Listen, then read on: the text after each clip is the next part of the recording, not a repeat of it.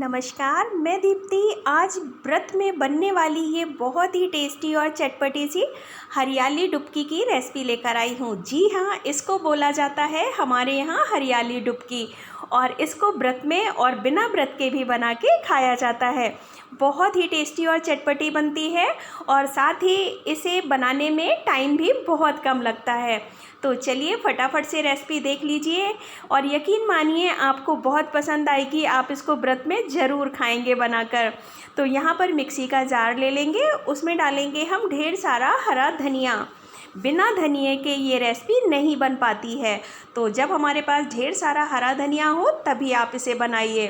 अब इस जार में मैं कट करके डाल रही हूँ अदरक। मैंने यहाँ पर ये 1-1.5 इंच का अदरक का टुकड़ा ले लिया, धुल के साफ़ करके।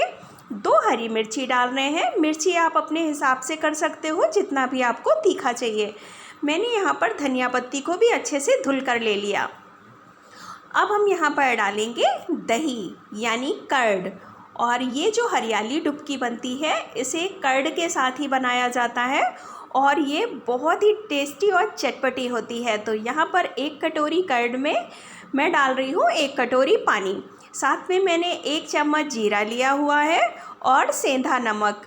कई स्टेट में ऐसा होता है कि अलग अलग तरह का खान पान होता है, जहाँ पर व्रत में नमक और जीरा नहीं खाया जाता है, उसको आप स्किप कर सकते हैं, मत डालिए। ये उसके बिना भी अच्छी बन जाती है।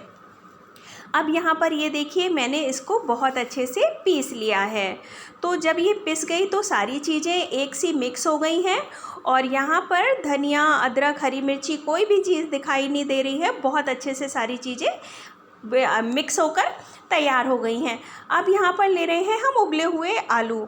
जब हम व्रत वगैरह होते हैं तो आलू तो आप हमेशा ही फ्रिज में उबाल कर रखिए। इससे होता क्या है, जब भी हमें कुछ बनाने का मन है, इससे मीठा भी बन जाता है, नमकीन भी बन जाता है।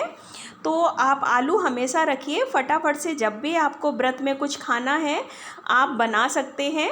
तो ये मैंने फ्रिज में रखे हुए ही आलू लिए हैं यहाँ पर। तो यहाँ मेरे यहाँ एक गेस्ट आए हुए हैं, उनके लिए मैं ये बना रही हूँ पूड़ी और हरियाली डुबकी की रेसिपी, क्योंकि आज परवा है हमारे यहाँ। ये रेसिपी जब मैं डालूँगी तो पता नहीं उस दिन कौन सा नवरात्रे का दिन हो, पर मैं ये परवा के दिन बना रही हूँ उनके खाने के लिए। यहाँ पर कढ़ाई में मैंने ले लिया है घी। इसको आप जब व्रत के लिए बनाएं तो घी में बनाएं और जब आप नॉर्मल बनाना चाहते हैं तो आप इसको तेल में बना सकते हैं। अब ये जो आलू हमने रखे हैं उबले हुए काट कर, इनको हमें इस तरह से घी में डालकर फ्राई कर लेना है जब तक ये अच्छे से क्रिस्पी नहीं हो जाते हैं और इनका मॉइस्चर नहीं चला जाता है।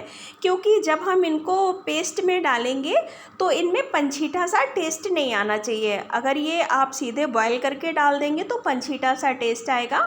इसको इस तरह से फ्राई करके डालेंगे तो ज़्यादा अच्छा टेस्ट आता है। यहाँ पर इसको ज़्यादा टाइम नहीं लगता है, 2 मिनट लगेंगे और ये अच्छे से फ्राई हो जाते हैं।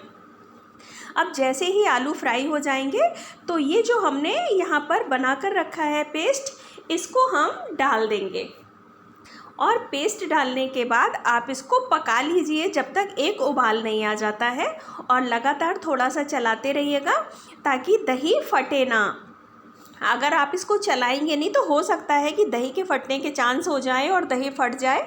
अगर आप इस तरह से चलाते रहेंगे, बस 2 मिनट आपको चलाना है, इसमें बॉयल आ जाता है और जैसे ही बॉयल आ जाएगा आप इसको बंद कर दीजिए। तो है ना ये मज़ेदार सी रेसिपी, बहुत ही टेस्टी, बहुत ही चटपटी। इसको आप व्रत में बनाकर खाइए, बिना व्रत के खाइए और आप जिसको भी ये बनाकर खिलाएंगे उसको बहुत पसंद आने वाली है। मेन तो मुझे इसका नाम बहुत अच्छा लगता है। इसको हरियाली डुबकी बोलते हैं। आप अगर किसी को सर्व करो ना तो पहले तो उसको ये देखने में ही बहुत अच्छी लगती है, तो उसको बहुत शौक़ से खाते हैं कि व्रत में कुछ अच्छा सा मिल रहा है खाने को, जिसको खाकर स्वाद आ जाता है। अगर आप इसमें नमक नहीं डालेंगे तो भी ये खाने में बहुत अच्छी लगती है। तो यहाँ पर हम इसको थोड़ा सा पका लेंगे। मेरे यहाँ नमक नहीं खाया जाता है व्रत में, पर जिनके लिए मैं बना रही थी वो बोले कि हम सेंधा नमक खा लेते हैं, इसलिए मैंने यहाँ पर सेंधा नमक का इस्तेमाल किया है। अब यहाँ पर इसको हम थोड़ी देर पका लेंगे तो ये देख सकते हैं आप, दही वगैरह बिल्कुल भी नहीं फटा है। अभी मैंने नमक टेस्ट किया तो मुझे लगा कि थोड़ा सा फीका लग रहा है, इसलिए मैंने थोड़ा सा नमक यहाँ पर और ऐड कर दिया है।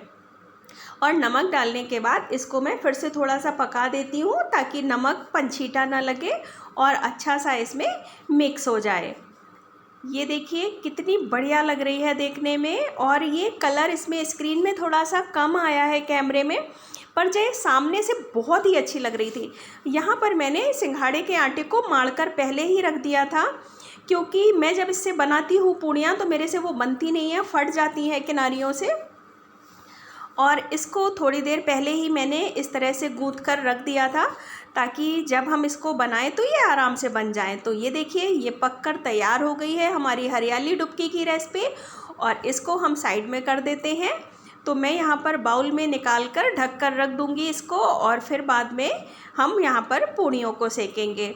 तो आटे को पहले से ही लगा कर रख दीजिए, क्योंकि कुटू का आटा जो होता है वो थोड़ा सा मतलब कैसा फैलता है। आप उसको जब बांधेंगे ना तो वो अच्छे से गूँथता नहीं है, वो फैलता है। इसलिए मैं हमेशा उसको थोड़ी देर पहले ही गूँथ कर रख देती हूँ। और मैं उस आटे की पूड़ियाँ भी आपके साथ कभी शेयर करूँगी। अभी मेरे पास टाइम नहीं था, इसलिए मैंने पहले से ही लगा के रख लिया उसको। और ये देखिए बढ़िया सा घी में डालकर इन पूड़ियों को सेक लीजिए। नॉर्मल आप तेल में रिफाइंड में सेक सकते हैं, पर व्रत में मेरे यहाँ घी खाया जाता है, इसलिए मैं घी में इनको निकाल रही हूँ। तो ये देखिए बढ़िया सी फूली फूली पूड़ियाँ बन रही हैं, लेकिन मैंने इनको बेला है और बेलने के बाद फिर कटोरी से कट कर लिया था ताकि थोड़ी सी वैसी हो जाए। फिर भी आपको लग रहा होगा कि किनारियाँ हल्की हल्की सी इसकी फटी हुई हैं। तो ये देखिए बढ़िया खरी खरी लाल लाल हमारी पूड़ियाँ तैयार हो गई हैं। और व्रत में इतना टेस्टी किसी को मिल जाए तो मज़ा ही आ जाए। आप इसको बिना व्रत के भी खा सकते हैं, और जो व्रत है ना उनको आप रोज़ दे दीजिए बनाकर, वो आराम से व्रत बने रहेंगे और उनको बहुत ही टेस्टी और लाजवाब लगेगा। ये वैसे भी सिंघाड़े का आटा सेहतमंद होता है और सेहत के लिए भी अच्छा होता है। तो आप ये सब्ज़ी और पूड़ी बनाकर खिला सकते हैं। आप अपनी कन्याओं को भी नवरात्रे में खिला सकते हैं बनाकर।